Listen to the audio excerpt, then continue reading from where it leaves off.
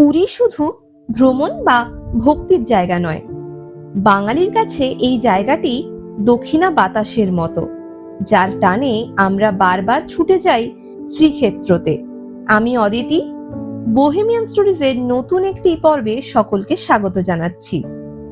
আজ আমাদের বোহেমিয়ান স্টোরিজের নৌকো নোঙর ফেলেছে পুরীতে। পুরী সিরিজের একাধিক পর্বের মধ্যে এই পর্বে থাকবে পুরী জগন্নাথ মন্দির, সমুদ্র সৈকত এবং সমুদ্রের ধারের সস্তায় হোটেলের হদিশ।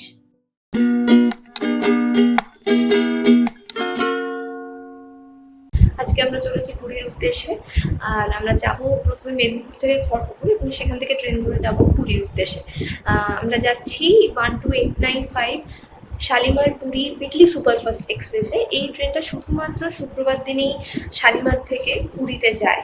এখন আমরা মেদিনীপুর স্টেশন থেকে লোকাল ট্রেনে চড়ে চলেছি খড়গপুর স্টেশনের উদ্দেশ্যে। খড়গপুর স্টেশন থেকে আমাদের ট্রেন রয়েছে 10:22-এ। নির্ধারিত সেই সময়ের কিছুক্ষণ আগেই আমরা এসে পৌঁছলাম খড়গপুর স্টেশনে। দেখতে দেখতে ট্রেন এসে পৌঁছেছে প্ল্যাটফর্মে। এবার ট্রেনে উঠে বসার পালা। এরকম আরো অনেক ভিডিও পেতে আমাদের চ্যানেলটা সাবস্ক্রাইব করুন। ভোর 6টা নাগাদ ট্রেন এসে পৌঁছলো পুরী স্টেশনে।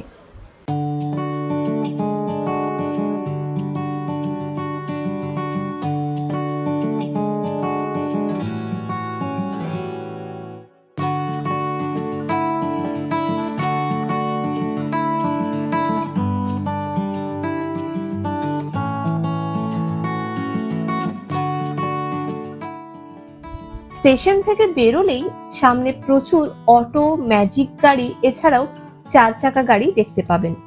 হোটেলে যাওয়ার জন্য 100 থেকে 200 টাকা ভাড়া নেবে। আমরা ম্যাজিক গাড়ি ঠিক করে উঠে বসলাম। ভাড়া নেবে 100 টাকা। বর্ষাকাল, তাই বৃষ্টির বিরাম নেই। আর সেই বৃষ্টির মধ্যেই রাস্তার দুদিকের শোভা দেখতে দেখতে আমরা এসে পৌঁছেছি পুরী সি বিচের কাছে। আমরা আগে থেকে কোনো রকম হোটেল প্রি বুকিং করে রাখিনি, তাই বেশ কিছুক্ষণ খোঁজাখুঁজির পরে স্বর্গদ্বারের কাছে একটি হোটেল পেয়ে গেলাম। এই হচ্ছে গচিকার গেস্ট হাউস। আমরা এই হোটেলেই উঠেছি। সি বিচের কাছে যে নিউ আমরের দোকান রয়েছে তার ঠিক পাশেই রয়েছে একটি গলি। সেই গলি দিয়ে ঢুকলেই সামনে দেখতে পাবেন এই হোটেলটি। আর হোটেলে ঢুকেই প্রথমে যে জিনিসটা দেখতে পেলাম সেটা ঠিক এই রকম, এক কথায় অনবদ্য, তাই না?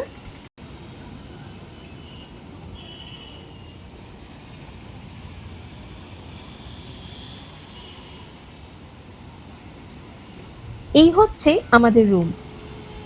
রুমে বেশ বড়সড় একটি বিছানা রয়েছে, সেই সঙ্গে রয়েছে টিভিও।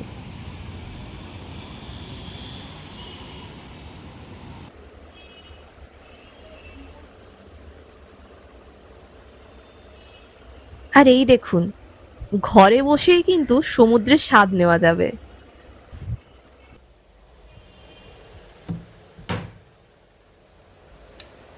রয়েছে আলমারি, আর এই পাশে দেখুন বাথরুমটা বেশ পরিষ্কার পরিচ্ছন্ন। চলে এলাম বারান্দায়। বারান্দাটি বেশ খোলামেলা, আর এখান থেকেও কিন্তু সমুদ্রের ভালো একটা ভিউ পাওয়া যায়।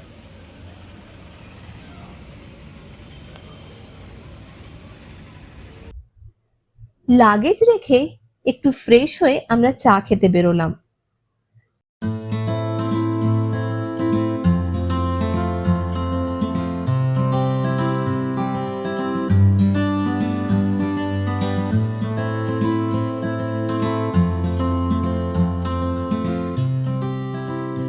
চা খেয়ে আমরা এই দোকানে ব্রেকফাস্ট করতে এলাম। আর এই দেখুন, বিভিন্ন ধরনের মিষ্টি সাজিয়ে রাখা রয়েছে এখানে। রয়েছে উড়িষ্যার বিখ্যাত ছানা পোড়া, এছাড়াও বিভিন্ন ধরনের মিষ্টির পাশাপাশি রয়েছে খাজাও।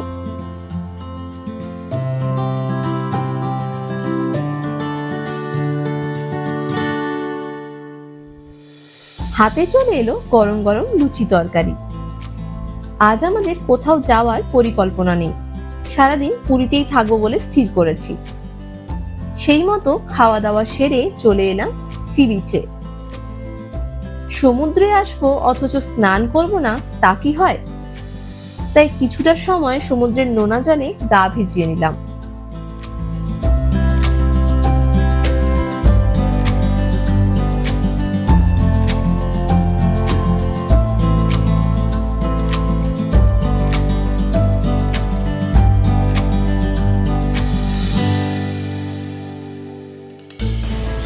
এখন আমরা চলেছি দুপুরে লাঞ্চ করতে।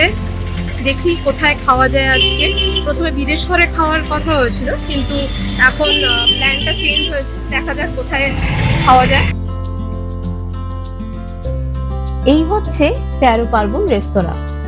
চলুন এবার ভেতরে ঢোকা যাক।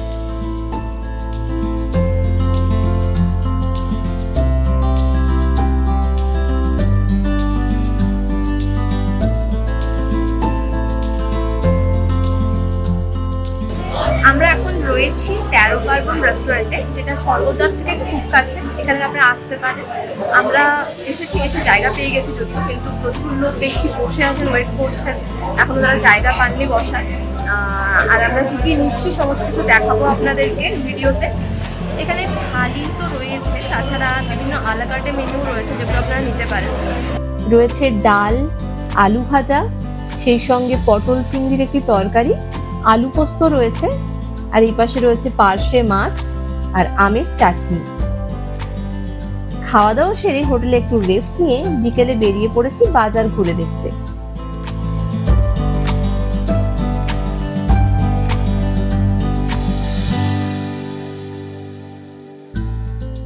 এই হচ্ছে পুরীর সেই বিখ্যাত, বলা চলে আইকনিক গৌরাঙ্গ চক।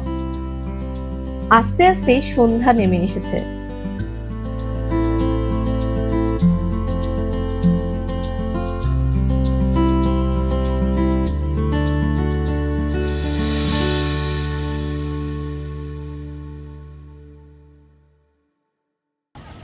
এখন আমরা চলে এসেছি সমুদ্র সৈকতে। সমুদ্রের ধারেই বিভিন্ন জিনিস নিয়ে বসেছে দোকানগুলি। সেই সব জিনিস দেখতে দেখতেই আমরা চলে এলাম সমুদ্রের দিকে।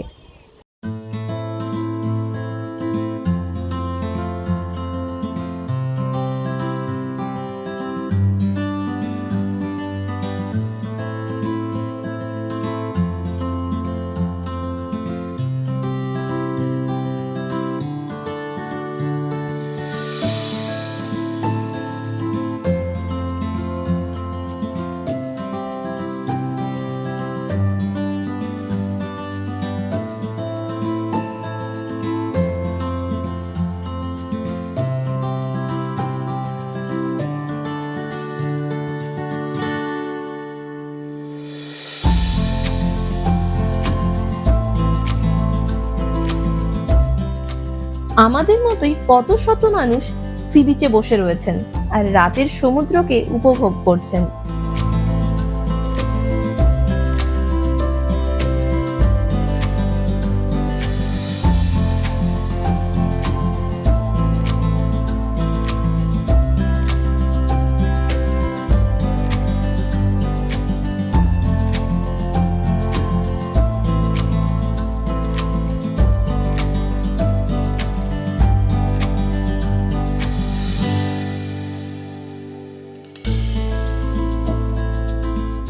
গোটা সমুদ্র সৈকত জুড়ে ঝালমুড়ি, ফুচকা, উড়িষ্যার প্রসিদ্ধ বিভিন্ন মিষ্টি বিক্রি করছেন ফেরিওয়ালারা।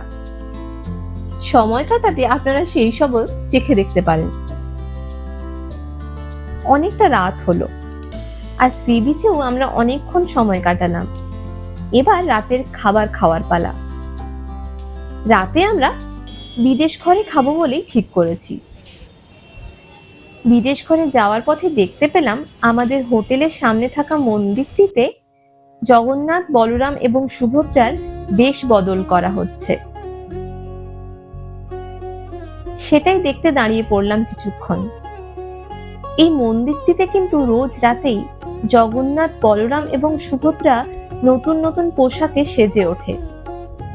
এই মন্দির নিয়েও বেশ কিছু তথ্য জানাবো আপনাদের, আর সেটা জানতে হলে কিন্তু আপনাদের পুরো ভিডিওটা দেখতে হবে।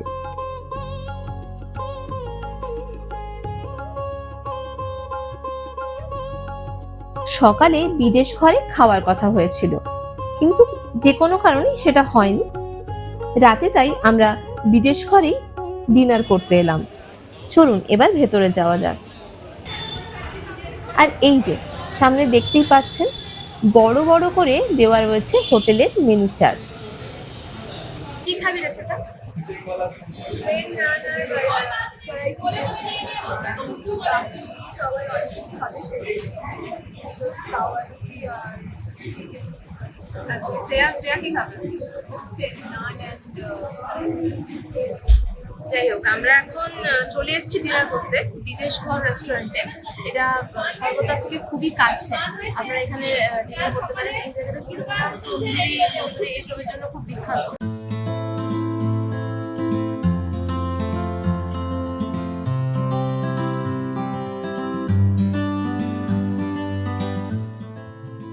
রাতের খাওয়া দাওয়া শেষ, এবার হোটেলে ফেরার পালা। আগামীকাল সকালে আমাদের জগন্নাথ মন্দিরে যাওয়ার কথা। সকাল সকাল তৈরি হয়ে বেরিয়ে পড়েছি মন্দিরের উদ্দেশ্যে। কিছুটা অটোতে এসছি, বাকিটা হেঁটে যেতে হবে। সামনে মন্দির দেখতে পাচ্ছি, দক্ষিণ দরজা দিয়ে আমরা প্রবেশ করব। যাই হোক, চলুন ঘুরে আসি মন্দির থেকে। এই সামনেই দেখতে পাচ্ছেন মন্দির, আমরা এই দরজা দিয়েই প্রবেশ করব। মন্দিরের ভেতরে ফোন নিয়ে প্রবেশ করা যায় না। মন্দিরের বাইরেই বেশ কিছু জায়গা আছে যেখানে অল্প কিছু টাকার বিনিময়ে ফোন এবং জুতো জমা রাখা যায়। মন্দির দর্শন হয়ে গিয়েছে, এবার আপনাদেরকে মন্দিরটা একটু বাইরে থেকে দেখাই। আমার ঠিক সামনে মন্দিরের যে দরজাটি দেখতে পাচ্ছেন, এখান দিয়ে কিন্তু জগন্নাথ দেবকে দেখা যায়। আপনাদের দেখাই একবার।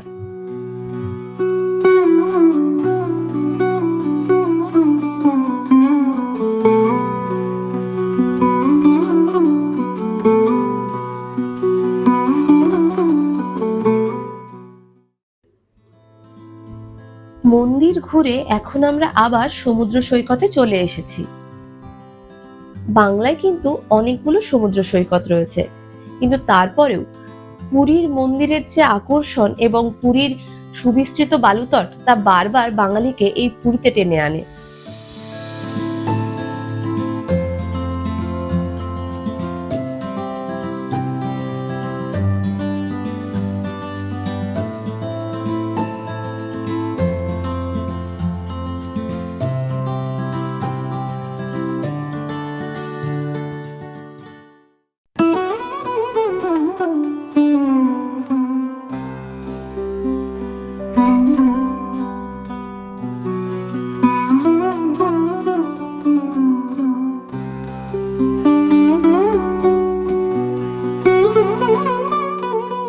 ভিডিওর প্রথম দিকেই আপনাদেরকে দেখিয়েছিলাম আমাদের হোটেলের উল্টো দিকে থাকা জগন্নাথ মন্দিরটি। এবার সেই মন্দিরের সেবায়েতের কাছ থেকেই বেশ কিছু কথা শুনে নেব। सर्वव्यापी जगन्नाथ भूत भव्य भवत प्रभु त्राहि मां पुंडरीकाक्ष विष्णु संसार सागरा।